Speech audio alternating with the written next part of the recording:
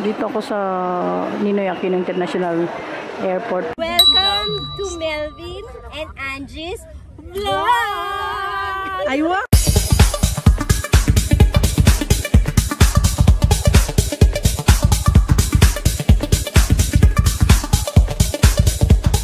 Papunta ng Korea, Canada. And medyo busy ang ano ngayon. Medyo busy ang airport ngayon. Maraming tao.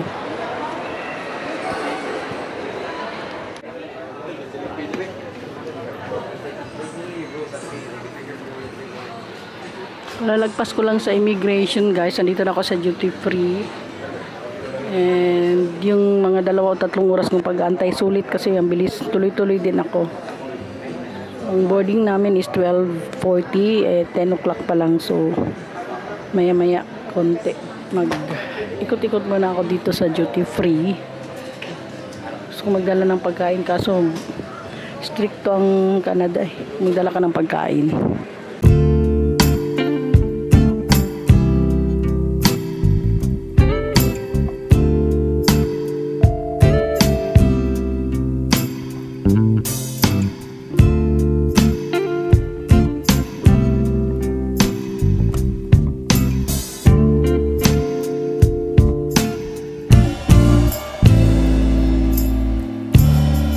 Medyo na Tom Jones na ako. Kakain muna ako bago ako pupasok sa ano. May time pa naman. So, kain tayo, guys.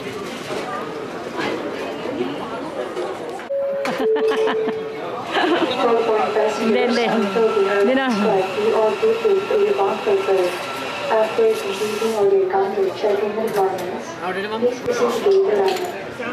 Ano ang rice niyan? May rice siya. Plain fried or ano? Ha? Garlic on top. Garlic on top. O, sige. At isang tubig, sir. Na maliit. Hindi malamig, Kain muna tayo, guys. Nagutom. Kain, guys. Kasi nagutom ako. Beef tapa siya. Tapos may kape ako tsaka tubig. Kain.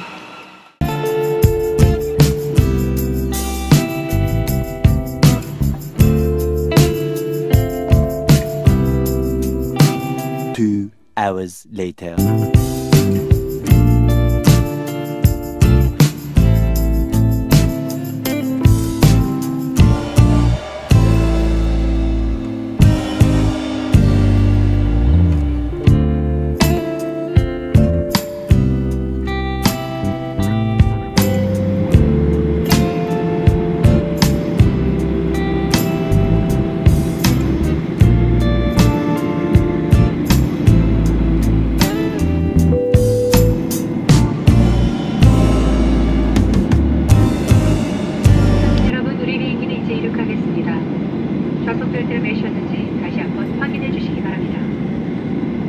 We are now ready for takeoff. Please make sure that your seatbelt is securely fastened.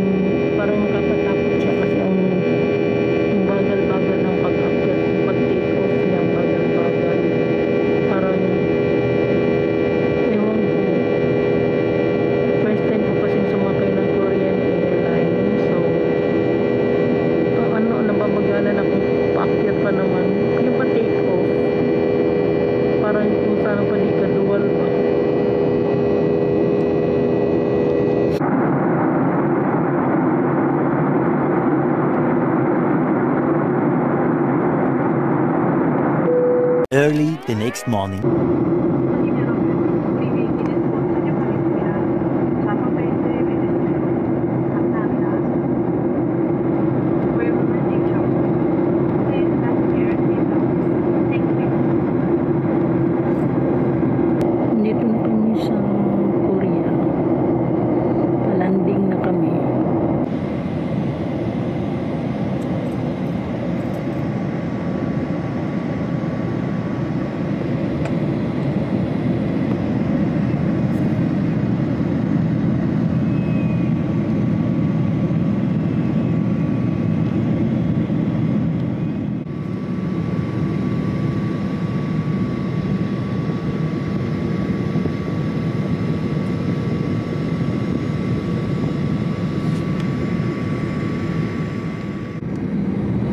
May maliit na island doon. May bahay. May tower. Much later.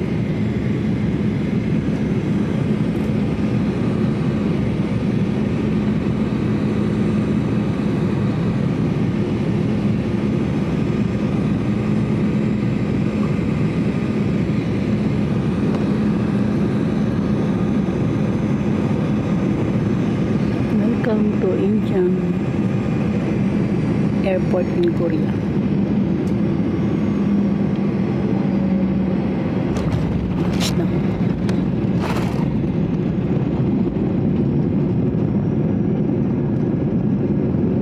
꺼질 때까지 자리에 앉아서 기다려주십시오. 선반에 여실 때는 안에 있는 물건이 떨어질 수 있으니 주의하시기 바랍니다. 오늘도 스카이팀 회원사인 대한항공을 이용해 주셔서 대단히 감사합니다. 저희 승무원들은 앞으로도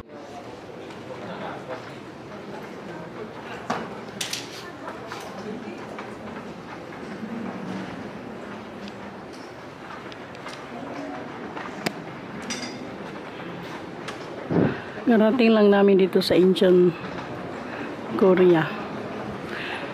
Actually, nag-travel kami. Ako galing sa Davao. And then, Davao to Incheon, Korea. And then, after nito, sasakay naman papuntang Canada. Hindi ako masyado makapagsalita, guys, kasi ang daming tao. Nagsabay-sabay ang mga eroplanong dumating eh.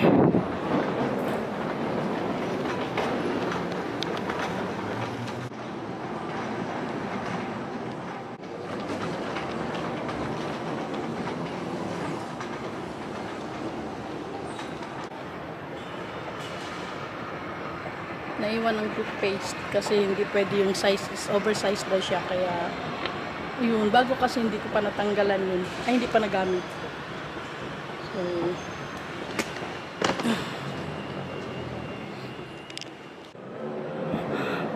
2, 3 1, 2, 3, 2 ayun.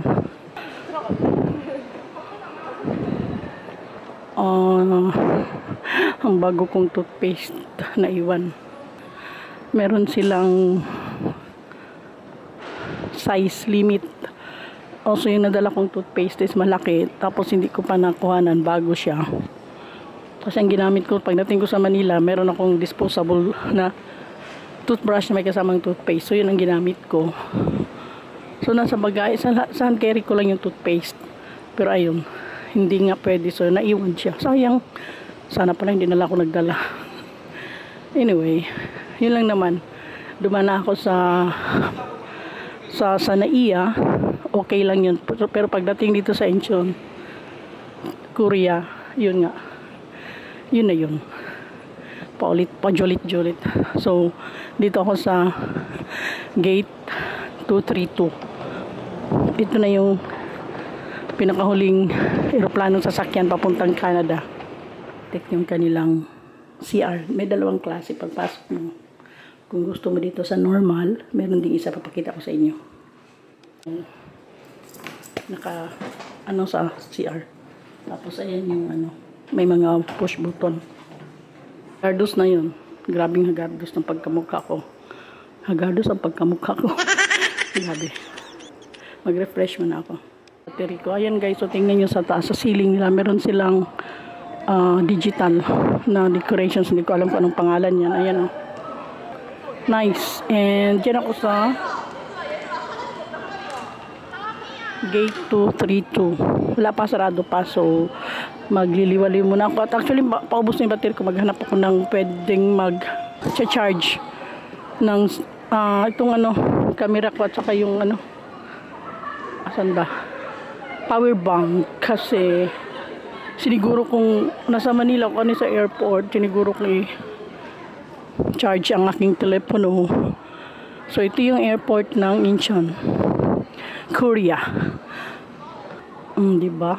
Dami nilang napansin ko kanina guys, yung pa-landing na kami, yung color nila is blue. Kasi yung aeroplano nila is blue. And then, pag nasa taas ka kasi ng himpapawid, kita mo yung mga ceiling ng mga bahay nila.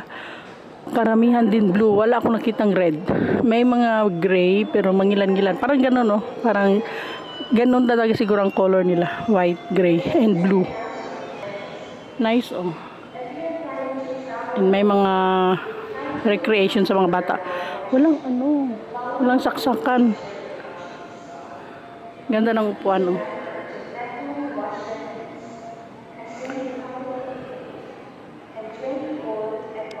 Konting trivia lang tayo. Medyo mahaba-haba na yung aking paglalakbay. Nag-start ako actually ng kailan ba? 90 ng madaling araw from Davao City to Manila.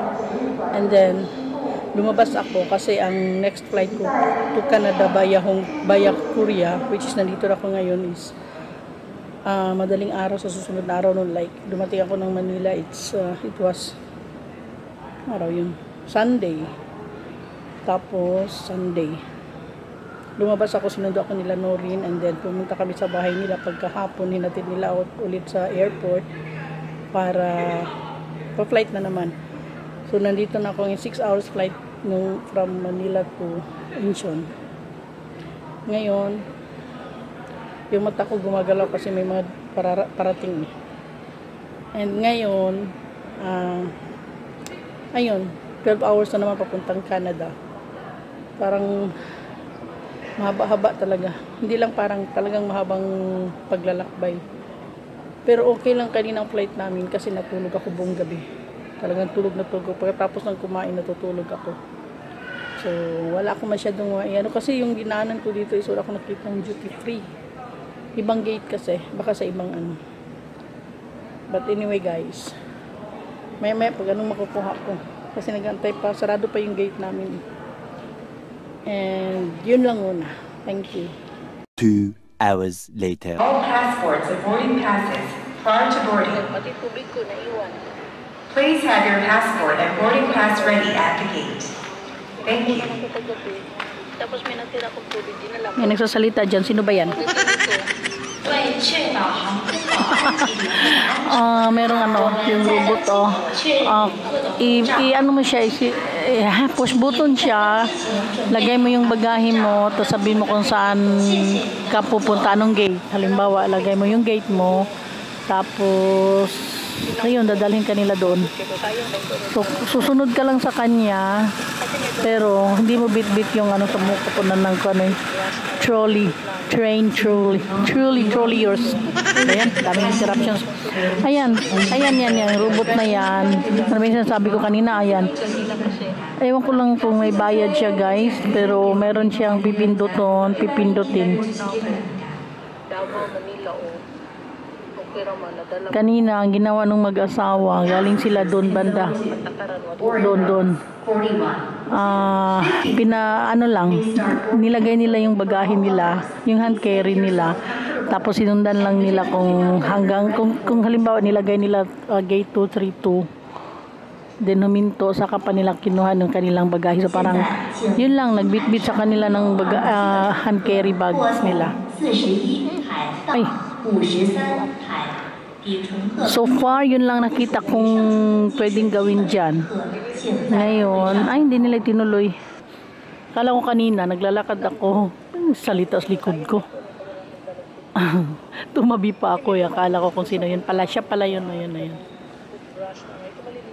Sumuka po sa toothbrush. Ay. Asa na yun? Kinausap yata siya ng cleaner. Huminto. Para rin talagang tao, no? Yan, bahis-bahis lang siya. Pabalik-balik. Punta doon, balik dito. Yan. Marunong din umiwas pagka may masasalubong, Siya talaga, hindi ko pala nakita. Siya talaga, tapos humihinto siya pag maraming tao. Ang alis, so Galing naman ng ano. layo-layo pala lakbayin. July this year? Ay, sumuka. Ay, sigaw-yaw diha. Ewan ko, kasi ang balik ko din is June.